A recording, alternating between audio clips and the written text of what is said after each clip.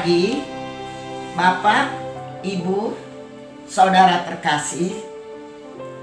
Ibadah Minggu 13 Juni hari ini akan dilayani oleh hambanya Pendeta Edward Raymond Setiawan dari GKI DI Panjaitan Purwokerto dengan tema Tunduk di bawah kedaulatan Allah.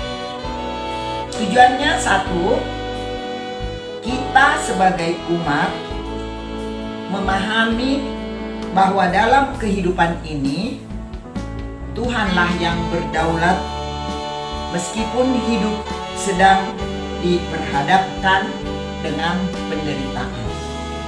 Kedua, sebagai umat kita dapat menjalani kehidupan dalam anugerah Tuhan dan menghargai setiap proses hidup yang dilalui dalam waktu Tuhan.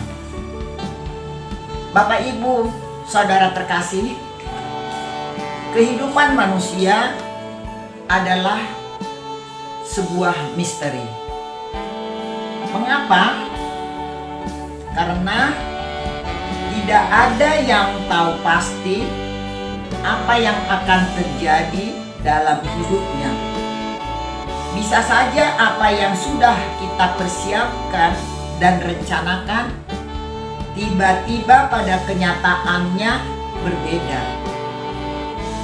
Tidak jarang hal-hal seperti inilah yang membuat manusia menjadi meragukan kemahakuasaan Allah. Dampaknya ada banyak pertanyaan yang seringkali hadir di dalam kehidupan kita. Apa iya Allah itu ada? Kalau ada, apa iya Allah itu Maha Kuasa?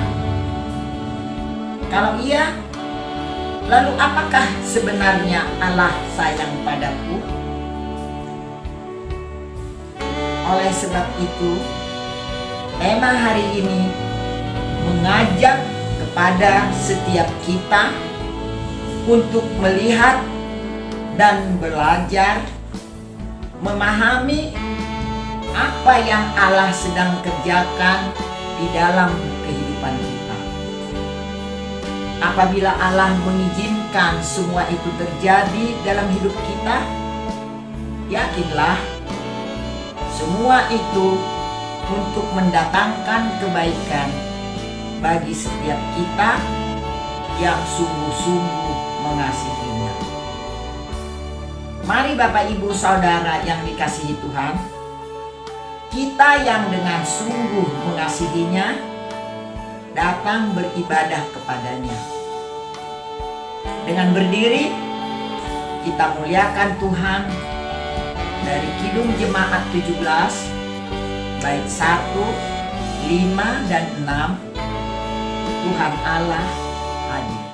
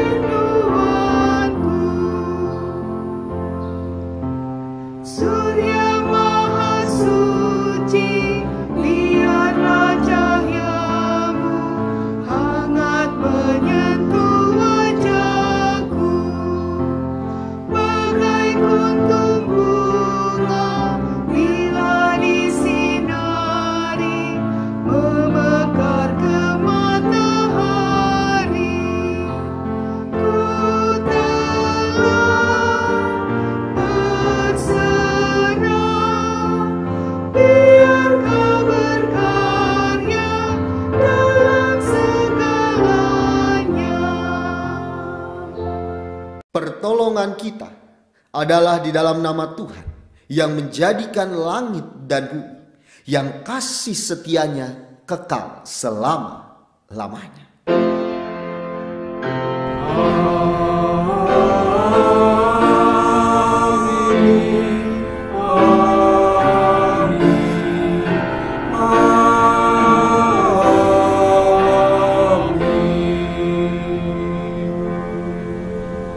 Salam sejahtera bagi saudara yang datang dalam nama Tuhan.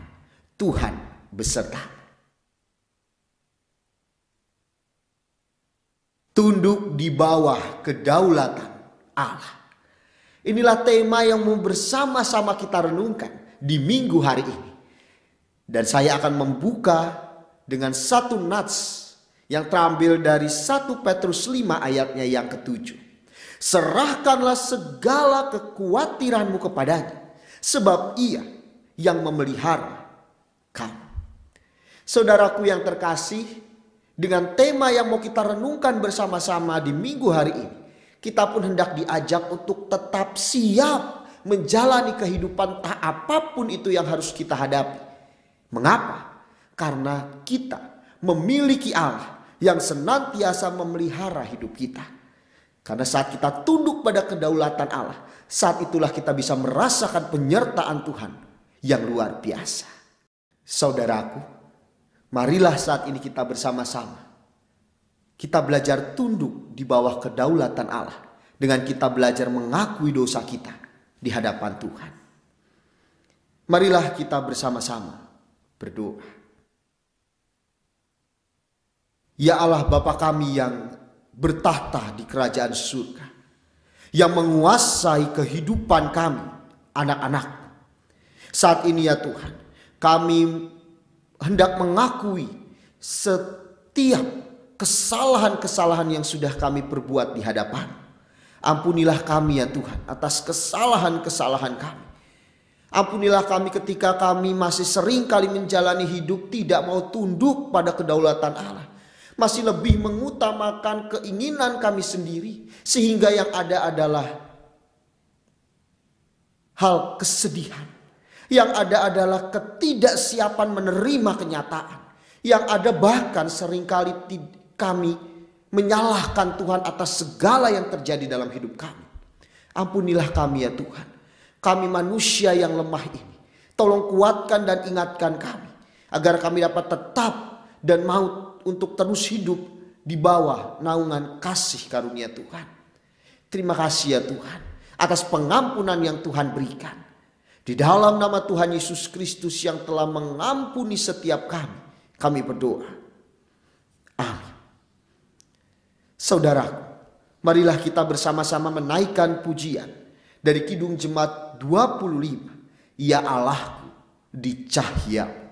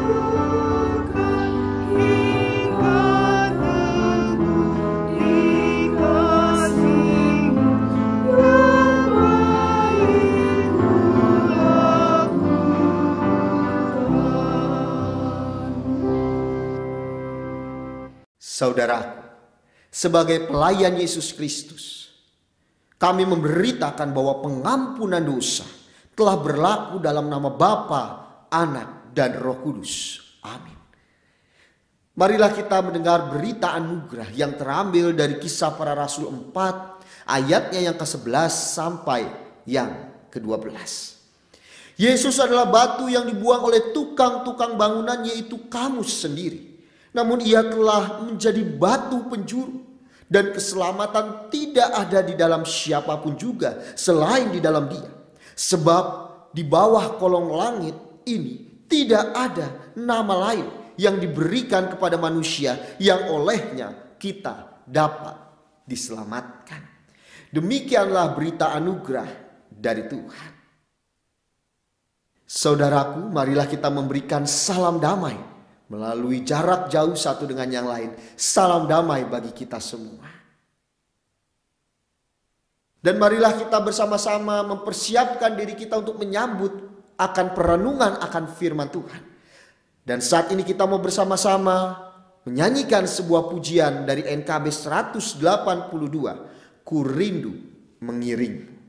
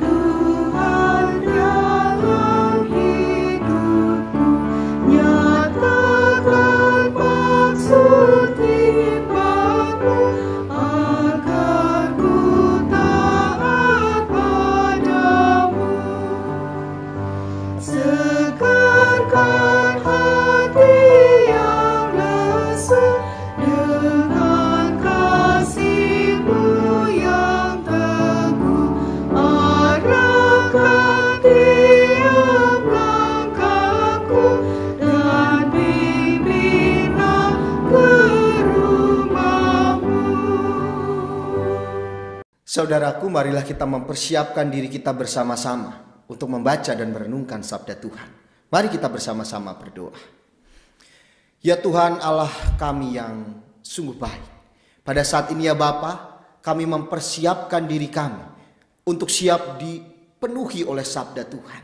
Biarlah kiranya sabda Tuhan yang boleh kami dengarkan ini boleh sungguh-sungguh menjadi sabda Tuhan yang hidup di dalam kehidupan setiap kami. Sehingga setiap kami pun bukan hanya sekedar siap untuk menjadi pendengar-pendengar firman Tuhan, tetapi juga siap untuk menjadi pelaku-pelaku sabda Tuhan dalam kehidupan kami hari lepas hari. Terima kasih ya Tuhan.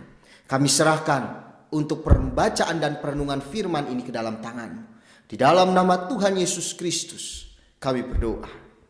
Amin. Bacaan pertama terambil dari Yehezkiel 17 ayat 22 sampai 24. Beginilah firman Tuhan Allah. Aku sendiri akan mengambil sebuah carang dari puncak pohon aras yang tinggi dan menanamnya. Aku mematahkannya dari pucuk yang paling ujung dan yang masih muda. Dan aku sendiri akan menanamnya di atas sebuah gunung yang menjulang tinggi ke atas. Di atas gunung Israel yang tinggi akan kutanam dia, agar ia bercabang-cabang dan berbuah, dan menjadi pohon aras yang hebat. Segala macam burung dan yang berbulu, bersayap, tinggal di bawahnya. Mereka bernaung di bawah cabang-cabangnya. Maka segala pohon di ladang akan mengetahui bahwa Aku, Tuhan, merendahkan pohon yang tinggi dan meninggikan pohon yang rendah, membuat pohon yang tumbuh menjadi layu kering dan membuat pohon yang layu kering bertaruh kembali. Aku, Tuhan, yang mengatakannya dan akan membuatnya. Demikianlah sabda Tuhan. Pembacaan Mazmur diambil dari Mazmur 92 ayat 2 sampai 5, dilanjutkan ayat 13 sampai 16. Mazmur 92 ayat 2 sampai 5 Dilanjutkan ayat 13 sampai 16. Adalah baik untuk menyanyikan syukur kepada Tuhan dan untuk menyanyikan mazmur bagi namamu yang maha tinggi. Untuk memberitakan kasih setiamu di waktu pagi dan kesetiaanmu di waktu malam. Dengan bunyi-bunyian 10 tali dan dengan gambus, dengan iringan kecapi. Sebab telah kau buat aku bersukacita ya Tuhan dengan pekerjaanmu.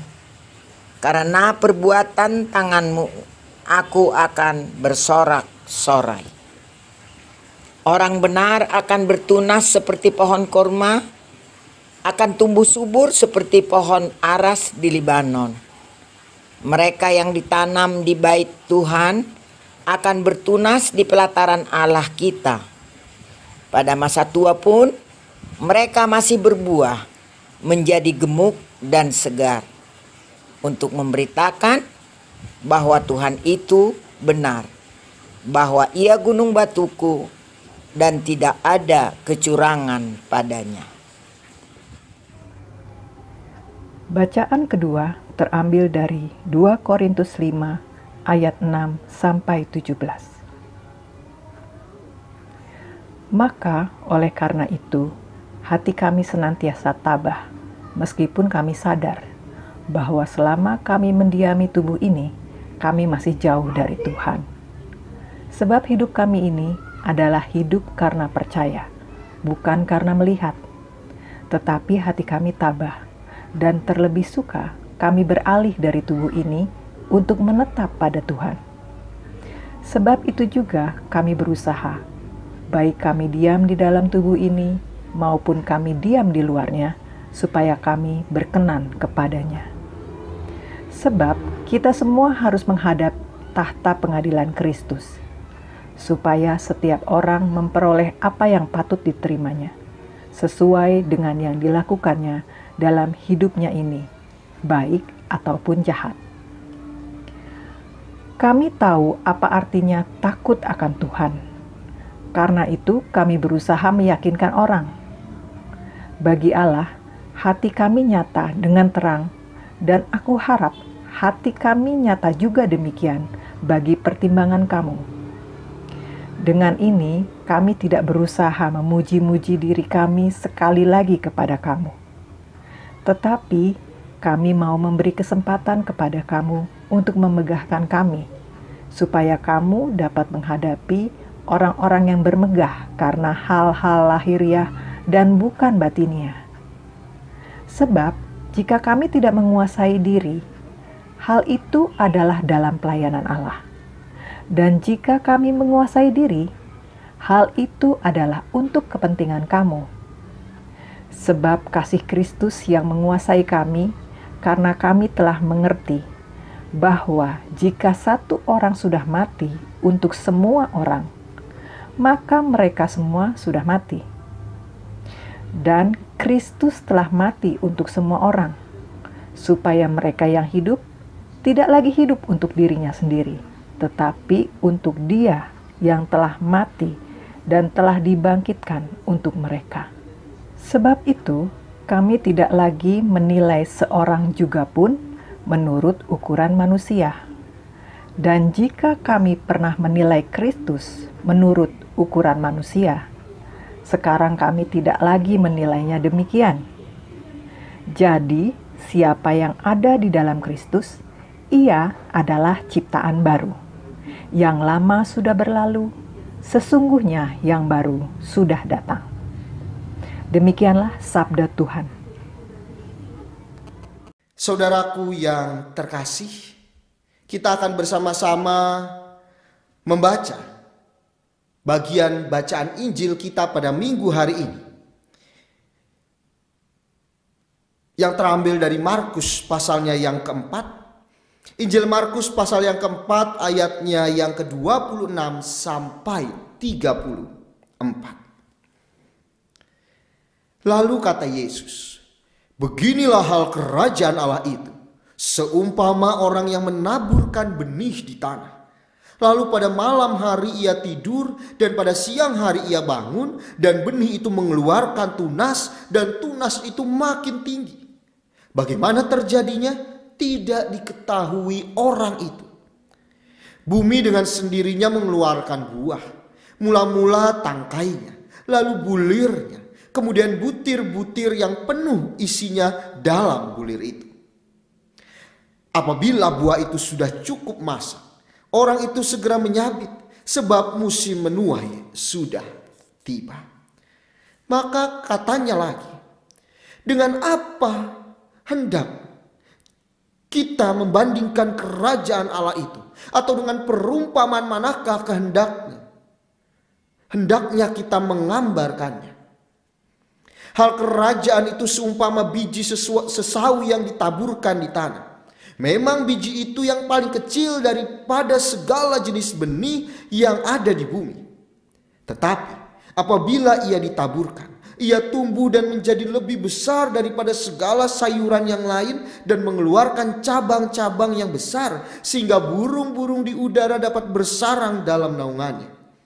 Dalam banyak perumpamaan yang semacam itu, ia memberitakan firman kepada mereka sesuai dengan pengertian mereka. Dan tanpa perumpamaan ia tidak berkata-kata kepada mereka, tetapi kepada murid-muridnya ia menguraikan segala sesuatu secara tersendiri. Saudaraku, yang berbahagia adalah bagi setiap kita yang mendengarkan firman Allah, yang menghayatinya dan yang melakukannya di dalam kehidupan kita hari demi hari. Haleluya.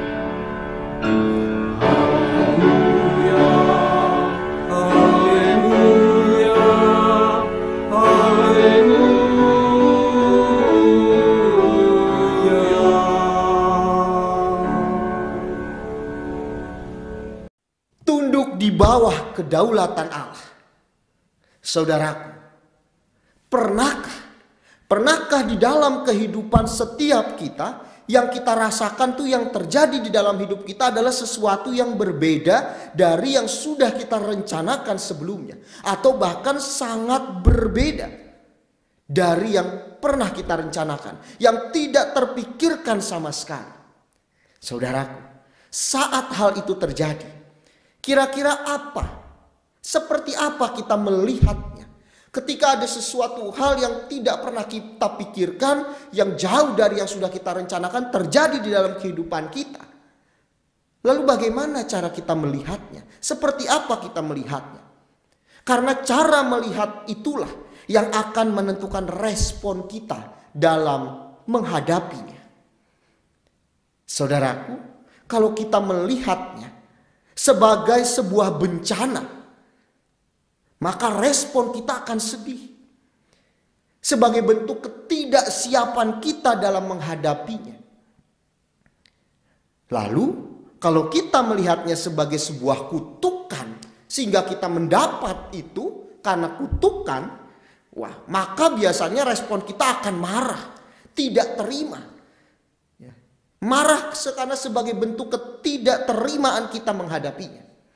Sedangkan kalau kita melihatnya sebagai sebuah maksud Tuhan di balik semuanya, maka respon kita akan lebih tegar, akan lebih siap, lebih optimis sebagai bentuk keyakinan kita pada rencana Tuhan, sehingga pastinya kita bisa menghadapinya.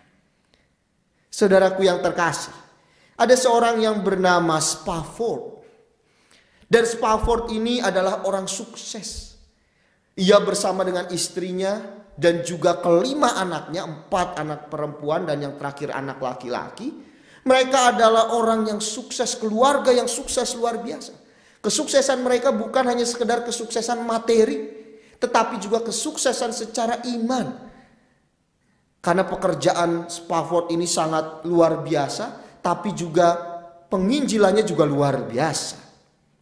Saudaraku yang terkasih, singkat cerita, beberapa tahun setelah itu semuanya mereka lalui, tiba-tiba ada kejadian yang tak terduga, yang tidak pernah dipikirkan atau diharapkan apalagi direncanakan oleh Spafford beserta istri dan keluarganya. Tiba-tiba anak laki-laki mereka yang paling kecil meninggal dunia karena demam berdarah. Disitulah Spafford dan istrinya merasa terpukul luar biasa. Namun bukan hanya sekedar berhenti sampai di situ saja. Tiba-tiba ada kejadian yang tidak terduga, yang tidak terencana terjadi lagi di dalam kehidupannya. Yaitu di mana harta yang ia investasikan cukup besar untuk usaha real estate tiba-tiba hangus terbakar luar biasa. Dan disitulah Spafford merasa sedih pada saat itu. Karena mungkin melihat pada saat itu adalah sebuah bencana yang tiba-tiba terjadi di dalam kehidupan keluarganya. Ia merasakan sedih sebagai bentuk ketidaksiapan menerima kenyataan itu.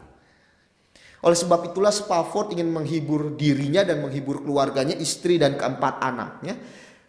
Mereka mau bersama-sama berjalan-jalan liburan ke Eropa. Pada saat itu menggunakan kapal pesiar yang luar biasa besar. Hanya saja Spafford pada saat itu tidak bisa ikut langsung pergi karena masih ada pekerjaan yang lain yang harus diurus. Sehingga ia merelakan istri dan keempat anaknya pergi duluan. Dan nanti beberapa hari setelahnya Spafford baru akan menyusul. Dan tiba-tiba ketika istri dan keempat anaknya sudah naik kapal pesiar untuk pergi ke Eropa, namun tiba-tiba hal tak terduga terjadi lagi. Kapal itu bertabrakan dengan kapal yang lainnya dan kapal pesiar itu tenggelam cepat dalam hanya waktu 2 jam. Ada banyak korban jiwa dan hanya sedikit yang selamat. Dan ketika paginya Spafford mendapatkan telegram yang berbunyi "Save Alone". Yang mengirimkan itu adalah istrinya. Istrinya berkata, hanya aku yang selamat. Dan keempat anak perempuannya ikut tenggelam pada saat itu. Kejadian yang tidak terduga luar biasa datang kembali di dalam kehidupan keluarga Spafford. Lalu bagaimana reaksi Spafford bersama dengan istrinya? Bagaimana ketika kejadian yang tidak diharapkan terjadi terus-menerus di dalam kehidupannya?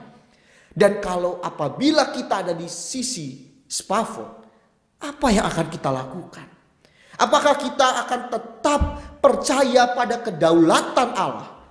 Atau kita akan mulai meragukan kedaulatan Allah di dalam kehidupan kita? Apakah kita akan tetap bersaksi akan cinta kasih Tuhan? Atau kita semakin meragukan keberadaan Tuhan di dalam hidup kita? Setelah semuanya itu terjadi, lalu seperti apa reaksi Spafford? Dengan kapal pertama pada saat itu, ia langsung berangkat menemui istrinya untuk menghibur istri. Dan ketika di tengah jalan, kapten kapal yang mengenal Spafford dan tahu cerita kehidupan keluarga Spafford, tiba-tiba di tengah jalan langsung berkata kepada Spafford bahwa diajak keluar dan berkata, disinilah kapal itu tenggelam. Di titik inilah keempat anakmu tenggelam bersama dengan kapal. Saudaraku, pada saat itu Spafford berkata kepada kapten kapal, minta izin agar kapal itu berhenti sejenak pada saat itu. Dan pada saat itulah Spafford merenung di pinggir kapal, melihat kedalaman laut. Dan disitulah, walaupun ia merasakan sedih, tetapi ia tidak larut di dalam kesedihannya. Disitulah ia semakin tegar, karena dia tahu ada jalan Tuhan yang luar biasa. Ada kedaulatan Allah yang luar biasa yang pasti akan terjadi di dalam kehidupan. Sehingga Spafford pada saat itu di pinggiran kapal, di situ ia berdoa dan disitulah ia menciptakan sebuah lagu yang sering kali kita nyanyikan di NKB 195. Kendati hidupku susah dan senang, selamatlah jiwaku. Bagaimana kita bisa mengetahui bahwa Spafford ini tidak terlarut di dalam kesedihannya, tetapi ia tetap tegar karena ia belajar untuk melihat maksud Tuhan di balik semuanya. Kita lihat dari setiap ayat-ayat, bait-bait yang ada di dalam lagu itu. Di dalam bait yang pertama, kedua, kalau kita lihat memang di sana mengatakan, kendati hidupku susah dan senang walau derita penuh, kendati pun susah terus menekan kehidupanku. Tetapi di bait yang ketiga ia berkata, dan aku lepas. Dan di setiap referen dikatakan selamatlah jiwaku, selamatlah jiwaku. Ia tidak mau meragukan kedaulatan Tuhan. Ia mau belajar tunduk dengan kerendahan hatinya di bawah kedaulatan Allah. Saudaraku yang terkasih, kisah yang diceritakan ini juga mirip hendak mengingatkan kepada kita dengan tema dan bahan bacaan yang mau kita baca saat ini, yang telah kita baca saat ini. Kisah yang diceritakan dalam Injil hari ini hendak memperlihatkan kepada setiap kita tentang respon orang-orang termasuk pengikut Kristus dalam hal mempercayai Yesus. Ada yang benar-benar percaya atas kemahakuasaan kedaulatan Yesus sebagai Allah, namun juga tidak sedikit yang meragukan apa yang dilakukan oleh Yesus, khususnya tentang hal kerajaan Allah. Dan dengan perumpamaan tentang penabur dan biji sesawi inilah Tuhan Yesus sedang menjawab keraguan para murid termasuk setiap kita saat ini. Dalam perumpamaan tentang penabur, Yesus memperlihatkan tentang sebuah proses pertumbuhan. Tuhan Yesus hendak mengingatkan kepada kita ketika kita melakukan sesuatu dan apapun yang ada dalam kehidupan kita itu adalah proses kehidupan. Markus 4 ayat 27. Lalu pada malam hari ia tidur dan pada siang hari ia bangun dan benih itu bertunas dan bertumbuh. Bagaimana terjadinya tidak diketahui orang itu. Dalam proses pertumbuhan itu ada banyak kemungkinan yang bisa saja terjadi. Ketika kita sudah menaburkan benih, belum tentu benih itu langsung tumbuh dan berbuah baik. Bisa saja ia mati karena hama, ia mati karena tanah yang kering atau karena angin atau karena apapun bisa saja. Namun juga sebaliknya bisa saja tanaman itu terpelihara baik dengan akhirnya menghasilkan buah yang baik pula. Namun pada kenyataannya bisa saja yang baik tidak terjadi. Sang penabur menjalankan tugasnya sesuai dengan kendali yang ada padanya. Selebihnya ia mempercayakan kepada kedaulatan Allah, Sang Pencipta dan pemilik kehidupan. Saudaraku, seringkali yang membuat kita meragukan kedaulatan kemahakuasaan Allah adalah saat kita belum sungguh-sungguh tunduk di bawah kedaulatan Allah itu sendiri. Yang mengakibatkan cukup mudah bagi kita untuk menolak kenyataan-kenyataan yang terjadi apabila tidak sesuai, yang terjadi itu tidak sesuai dengan harapan di dalam proses kehidupan yang sedang kita jalani. Terkadang kita tidak mau tahu atas rencana yang Allah sedang dipersiapkan bagi kita. Kita nggak mau tahu, ya Tuhan aku sudah melakukan yang terbaik, berarti aku juga harus mendapatkan yang terbaik. Nggak mau tahu seperti apa prosesnya, nggak mau tahu. Padahal bisa saja yang menurut kita baik bagi hidup kita berbeda dengan rencana Allah. Tema tunduk di bawah kedaulatan Allah hendak mengingatkan kepada setiap kita. Entah kenyataannya seperti yang sudah kita rencanakan atau berbeda sekalipun, kita diajak untuk dapat tetap siap menjalani hari-hari kita. Kita siap, kita diajak harus tetap siap. Walaupun kita tidak tahu dan apabila yang kita jalani itu tidak sesuai yang kita rencanakan, kita diajak untuk tetap tegar, tetap siap. Mengapa? Kita siap karena kita tahu Allah turut bekerja dalam segala sesuatu untuk mendatangkan kebaikan bagi mereka yang mengasihi Dia, yaitu bagi mereka yang terpanggil sesuai dengan rencana Allah. Roma 8 ayat yang ke-28. Saudaraku, lalu setelah kita belajar untuk merenungkan dan memahami akan kedaulatan Allah dalam kehidupan ini, apa yang harus kita lakukan sebagai anak-anak Allah? Ada 3 poin penting yang bisa kita lakukan ketika kita sudah benar-benar memahami akan tunduk di bawah kedaulatan Allah. Yang pertama, kita diajak, marilah teruslah menabur yang terbaik, melakukan yang bisa kita lakukan. Jangan pernah berharap kita mendapat buah yang terbaik, kita dapat memetik buah apabila kita tidak pernah menabur apapun. Oleh sebab itu, yang pertama kita diajak Kalau kita mau tunduk pada kedaulatan Allah, tetap terus lakukan yang terbaik. Jangan berpikir, wah aku ngelakuin yang terbaik, belum tentu nanti dapat hasil yang terbaik. Yaitu ya udahlah kalau gitu aku gak usah nabur yang terbaik. Ya, aku males-malesan aja atau melakukan yang tidak baik. Bukan seperti itu. Kita diajak untuk tetap melakukan yang terbaik. Ya, dimanapun kita berada. Kalau kita di rumah tetap kita menebarkan benih-benih yang terbaik.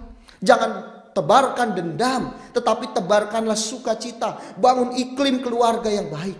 Kalau kita di tengah pelayanan kita, taburkan yang terbaik dengan memberikan apresiasi. Kalau kita ada di tengah pekerjaan kita, lakukan yang terbaik sebagai bentuk tanggung jawab kita. Kalau kita ada di tengah masyarakat, lakukan yang terbaik walaupun kita tidak tahu.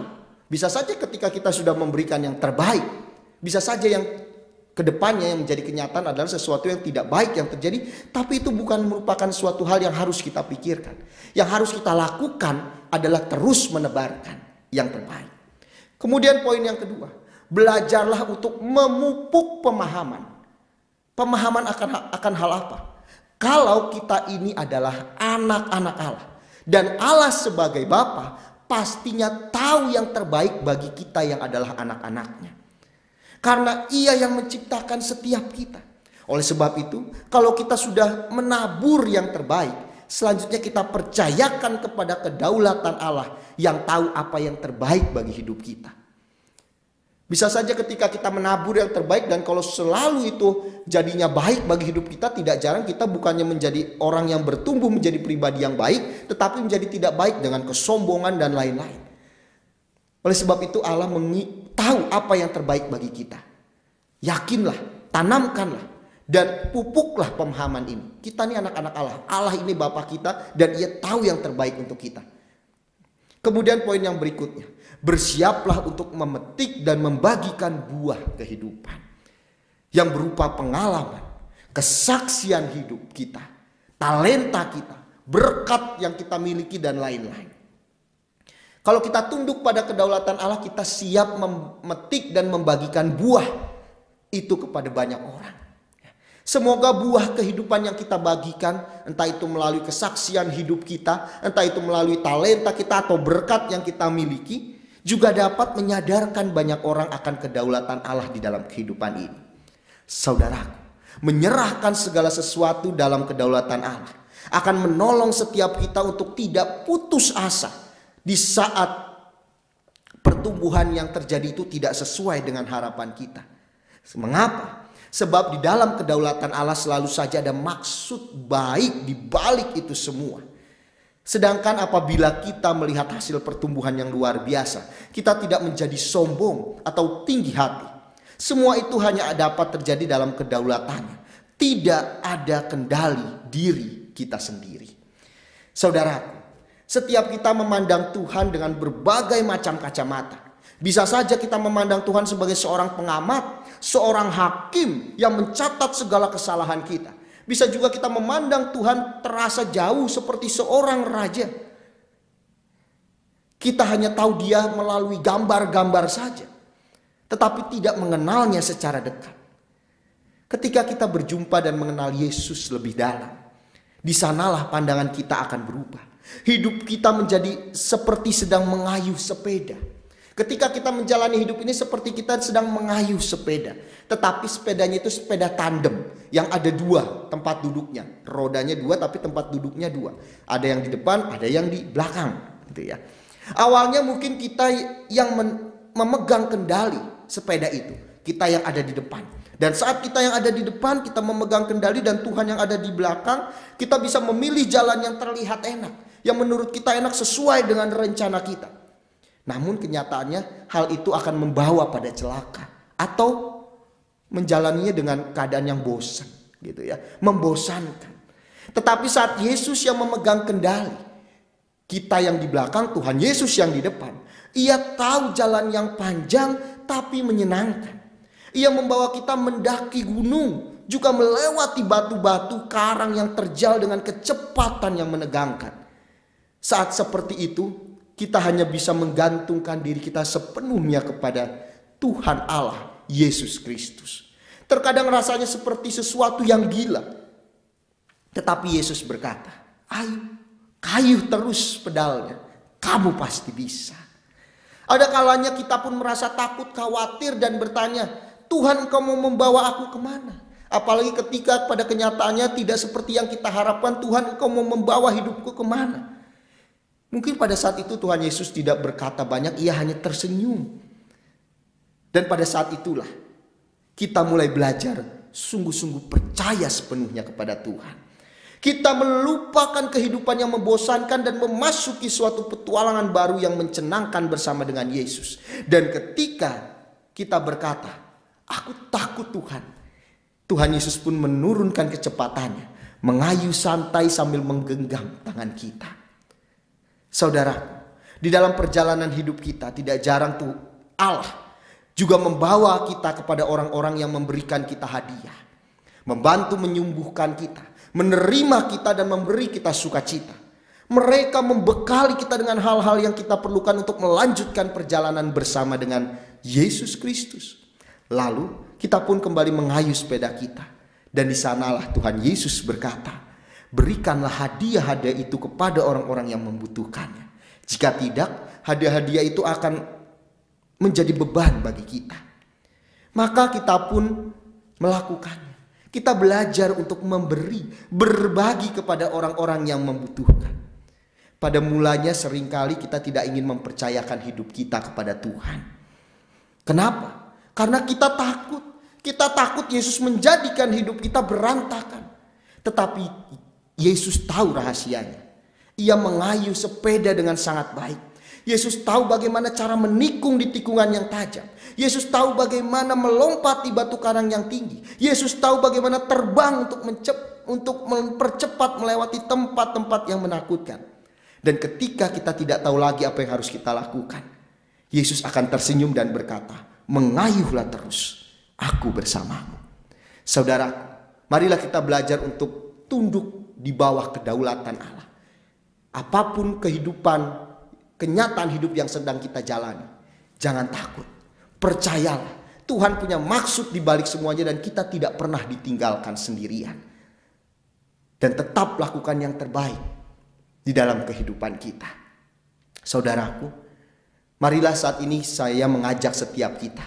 Bagi kita yang saat ini sedang memiliki ketakutan, kesedihan, pergumulan apapun, kecemasan menghadapi kehidupan ini, atau mungkin ada di antara kita yang sedang ada di posisi di mana kita sedang menjalani hidup tidak seperti yang kita rencanakan atau harapkan. Marilah saat ini kita berkata kepada Tuhan, Tuhan, tolong kami, ajar kami untuk tetap tunduk di bawah kedaulatan Engkau. Dan di sanalah kita mendapat kekuatan yang baru. Marilah kita mengambil sikap doa dan kita meyakini bahwa Allah yang maha kuasa itulah yang mempunyai maksud baik di setiap keadaan hidup kita. Ia yang akan menjaga, memelihara setiap kita, menghibur kita. Kita akan bersama-sama merenungkan, merefleksikan semuanya ini dengan sebuah pujian El Shaddai.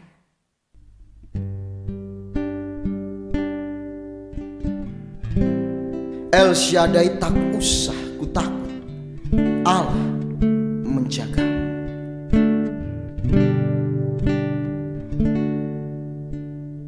Tak usah ku takut, Allah menjagaku.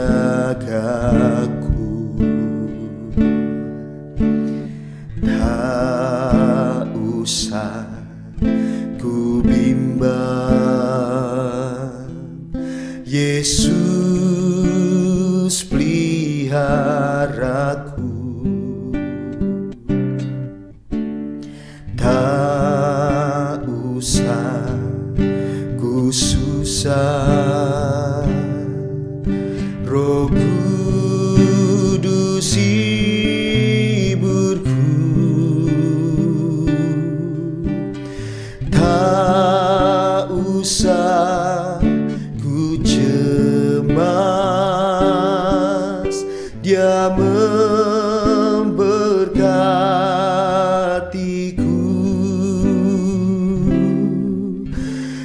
Shaddai, El Shaddai, Allah Maha Kuasa. Dia besar, Dia besar, El Shaddai mulia, El Shaddai, El Shaddai, Allah Maha Kuasa. Berkat-Nya melimpah, El Shaddai. Belajarlah untuk tunduk di bawah kedaulatan Allah, karena Ia yang akan menjaga, memelihara, menghibur, serta memberkatimu senantiasa. Amin. Saat teduh bagi kita sekalian.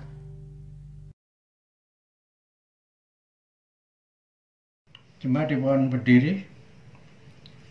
Marilah kita bersama dengan umat Allah di masa lalu, masa kini, dan masa depan mengingat pengakuan pada baptisan kita menurut pengakuan iman rasuli demikian. Aku percaya kepada Allah, Bapa yang Maha Kuasa, Khalik langit dan bumi, dan kepada Yesus Kristus anaknya yang tunggal Tuhan kita, yang dikandung dari Roh Kudus, lahir dari anak darah Maria, yang menderita sengsara di bawah pemerintahan Pontius Pilatus, disalibkan, mati dan dikuburkan, turun ke dalam kerajaan maut. Pada hari yang ketiga bangkit pula dari antara orang mati, naik ke surga, duduk di sebelah kanan Allah, Bapa yang Maha Kuasa. Dan dari sana Ia akan datang untuk menghakimi orang yang hidup dan yang mati. Aku percaya kepada Roh Kudus, gereja yang kudus dan am, persekutuan orang kudus, pengampunan dosa, kebangkitan orang mati, dan hidup yang kekal. Amin. Jemaat dipersilakan duduk kembali. Saudaraku, marilah saat ini kita bersama-sama kita menaikkan pokok-pokok doa syafaat kita. Mari kita bersama-sama berdoa. Ya Tuhan Yesus Kristus, Sang Pemerintah kehidupan kami, saat ini ya Tuhan, kami mau bersama-sama menaikkan doa kami untuk pemerintahan pusat dan daerah terkhusus yang ada di bangsa Indonesia ini. Ya Tuhan, biarlah kiranya kehidupan berbangsa ini boleh semakin hari menjadi semakin baik. Terkhusus Tuhan yang memberikan hikmat dan kebijaksanaannya baik kepada para pemerintah pusat dan daerah, sehingga mereka boleh menetapkan sebuah aturan-aturan yang terbaik untuk dapat kami lakukan dengan baik pula. Ya Tuhan Yesus Kristus, biarlah kiranya mereka dapat melayani dengan sepenuh hati mereka, bukan untuk kepentingan diri mereka semata, tetapi sungguh-sungguh untuk melihat kepentingan kehidupan berbangsa dan bernegara ini. Saat ini juga ya Bapa, kami juga mau bersama-sama berdoa, biarlah kiranya di tengah keadaan pandemi COVID-19 yang masih terus kami gumuli sampai saat ini, kami juga boleh dapat tetap belajar untuk tunduk di bawah kedaulatan Allah dengan cara tunduk terhadap setiap aturan-aturan yang telah diberikan. Biarlah kiranya baik setiap kami warga negara boleh menjadi orang-orang yang siap untuk memutus mata rantai penyebaran COVID-19 ini. Dan biarlah kiranya Tuhan yang menyertai juga di dalam proses pendistribusian vaksin maupun juga pelaksanaan vaksinasi, supaya semua juga dapat berjalan dengan baik. Begitu juga Tuhan yang berkati untuk setiap orang-orang yang sedang menemukan obat yang terbaik untuk penyakit COVID-19 ini. Terima kasih ya Tuhan. Kami saat ini juga mau bersama-sama berdoa untuk GKI Pengadilan Bogor, di mana GKI Pengadilan Bogor sebagai induk dari persekutuan gereja kami saat ini. Biarlah kiranya Tuhan yang memberkati baik para pelayan yang ada di dalamnya, begitupun juga setiap jemaat simpatisan dan setiap program-program, supaya semua dapat berjalan seturut dengan kehendak-Mu. Tuhan yang berikan hati melayani, hati yang mau mengasihi dan mengampuni satu dengan yang lain. Begitu juga kami mau berdoa untuk pergumulan kami sebagai jemaat Bakal Pos Taman Yasmin. Kiranya juga Tuhan yang memberkati setiap keluarga yang ada di dalamnya. Setiap pergumulan kami sebagai keluarga. Mungkin banyak di antara kami yang sedang bergumul saat ini. Entah itu dengan perekonomian kami di masa pandemi ini. Entah itu dengan relasi kami antara kami dengan sesama kami, keluarga kami. Ataupun dengan iklim yang ada di keluarga kami mungkin yang masih kurang nampak baik. Tolong kuatkan kami ya Tuhan. Biarlah kiranya di dalam pergumulan ini kami pun dapat terus dan tetap menebarkan hal-hal yang baik, sehingga kami pun boleh terus memiliki pengharapan dan berserah kepada Tuhan agar Tuhan boleh memberikan yang terbaik pula untuk keluarga kami. Begitupun juga untuk para lansia di dalam pergumulan mereka, entah itu pergumulan sakit penyakit, entah itu pergumulan kesendirian mereka, ataupun pergumulan apapun itu. Kiranya juga mereka boleh tetap dan terus menyerahkan pergumulan mereka kepada Tuhan. Dan mereka pun dapat melihat jalan yang Tuhan berikan adalah jalan yang terbaik. Kami juga mau berdoa ya Bapa, untuk setiap kami yang juga sedang bergumul, khususnya kami sebagai jemaat Bakal Pos Taman Yasmin ini, yang sedang menggumuli untuk mendapatkan hak beribadah kami kembali. Biarlah kiranya ya Tuhan, Tuhanlah yang boleh tetap menguatkan kami dan mengajak kami untuk memiliki kerendahan hati dan siap untuk melihat dan menerima maksud Tuhan di balik semuanya ini. Ya Tuhan Yesus Kristus, biarlah kiranya walaupun pada saat ini kami belum mendapatkan hak untuk beribadah di tempat yang khusus, tetapi biarlah kiranya iman kami dapat tetap bertumbuh, dapat tetap kuat, dan semakin rindu untuk selalu dekat dengan Tuhan. Ya Bapa, kami juga mau bersama-sama berdoa. Biarlah kiranya jemaat Bakal Pos GKI Taman Yasmin ini juga boleh saling menguatkan satu dengan yang lain. Apabila ada yang membutuhkan, boleh kami saling membantu, saling menolong. Apabila ada kesalahpahaman, kami boleh saling mengampuni. Dan yang terkhusus kami siap untuk saling melayani. Terima kasih ya Tuhan. Kami pun juga hendak menaikkan doa kami untuk pelayanan pengurus Bapos GKI Taman Yasmin ini. Biarlah kiranya juga Tuhan yang sertai. Biarlah kiranya jiwa pelayanan itulah yang menjadikan yang utama dan di dalam kami melayani. Sehingga ketika kami melayani bukan diri kami yang diutamakan, tetapi pelayanan kami kepada Tuhanlah. Terima kasih ya Tuhan Yesus Kristus. Kami juga hendak menaikkan doa kami untuk harapan kami di tahun 2001 ini. Biarlah kiranya ketika kami memasuki pertengahan tahun, kami pun juga boleh dapat terus berpengharapan agar tahun 2021 ini boleh semakin lebih baik lagi ke depannya hari demi hari. Ya Tuhan Yesus Kristus, ajaklah kami untuk siap menerima setiap kenyataan, terkhusus yang semuanya adalah jalan Tuhan yang terbaik. Terima kasih ya Tuhan. Di dalam nama Tuhan Yesus Kristus kami mau menutup doa ini dengan doa Bapa kami yang sudah Tuhan ajarkan kepada kami. Bapa kami yang ada di surga, dikuduskanlah nama-Mu, datanglah kerajaan, jadilah kehendak-Mu di bumi seperti di surga. Berikanlah kami pada hari ini makanan kami yang secukupnya, dan ampunilah kami akan kesalahan kami, seperti kami juga mengampuni orang yang bersalah kepada kami. Dan janganlah membawa kami ke dalam pencobaan, tetapi lepaskanlah kami daripada yang jahat. Karena Engkaulah yang empunya kerajaan dan kuasa dan kemuliaan sampai selama-lamanya. Amin. Jemaat yang terkasih di dalam Tuhan Yesus Kristus, kita akan membawa persembahan kita kepada Tuhan. Dan pada saat ini kita hendak mengingat bahwa memberi persembahan adalah tanggung jawab kita atas berkat Tuhan yang telah diberikannya secara nyata di dalam kehidupan kita. Nat persembahan pada hari ini dari Kolose 3 ayat 16 yang dikatakan demikian. Hendaklah perkataan Kristus diam dengan segala kekayaannya di antara kamu, sehingga kamu dengan segala hikmat mengajar dan menegur seorang akan yang lain, dan sambil menyanyikan mazmur dan puji-pujian dan nyanyian rohani, kamu mengucap syukur kepada Allah di dalam hatimu. Pada saat masa pandemi, persembahan Bapak Ibu dapat ditransfer ke rekening BNI dengan nomor rekening seperti tercantum pada layar, atau Bapak Ibu dapat mengumpulkannya di dalam amplop untuk nanti dapat diserahkan kepada bendahara gereja.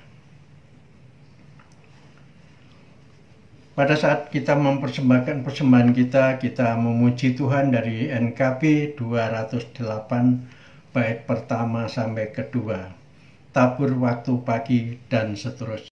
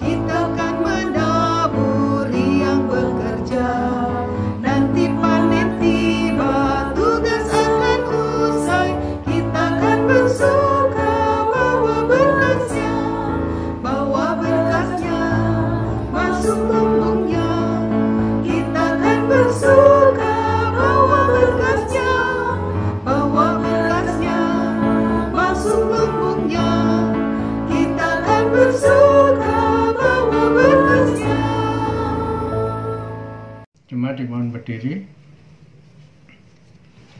Mari kita berdoa untuk persembahan kita.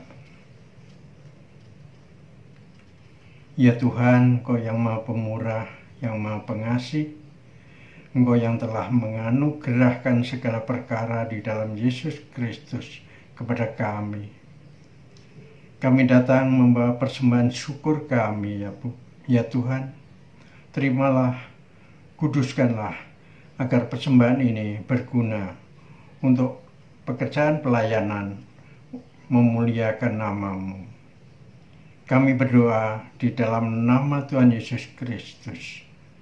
Amin. Jemaat tetap berdiri. Mari kita akhiri ibadah kita pada hari ini. Dan lagu pengutusan pada hari ini adalah NKB 213 bait pertama sampai dengan ketiga. Kita sudah ditebus olehnya, dan seterusnya.